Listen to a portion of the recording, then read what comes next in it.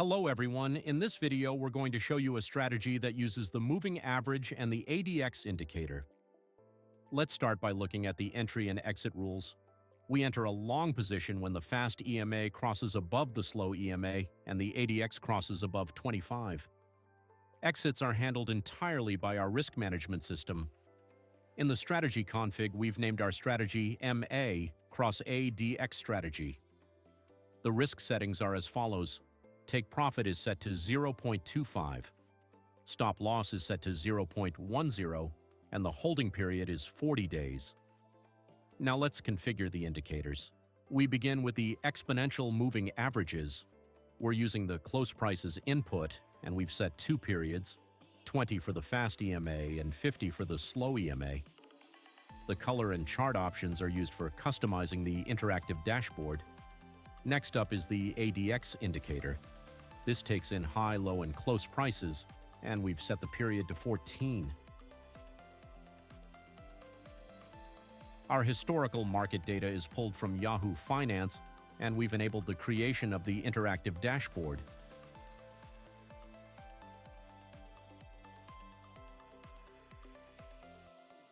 Now we move on to signal computation. For this strategy, we need the values for EMA 20, EMA 50, and ADX. To detect crossovers correctly, we shift all of these values by 1. We then create a data frame to hold our entry signals and compute a valid data mass to ensure we're working with clean, reliable data. The core entry conditions are as follows. The fast EMA must cross above the slow EMA, and the ADX must be greater than 25. We combine these conditions and apply the valid data mass to generate our final entry signals. Next is the weight computation step. Here we sum up all active signals across instruments and divide each one by the total sum to assign equal weight to each position. Once the strategy is executed, we generate a performance report with some key metrics. Let's take a look at the results.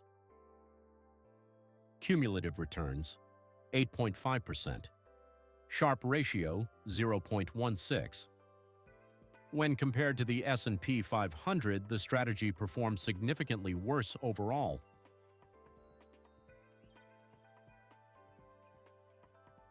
We also observed a win rate of around 39%, which shows that while the system had some successful trades, it struggled overall.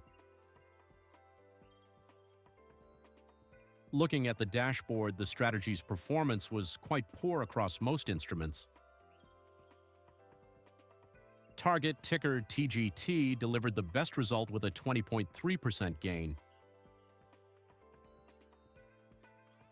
On the other hand, Walmart, ticker WMT, had the worst outcome with a 24.55% loss.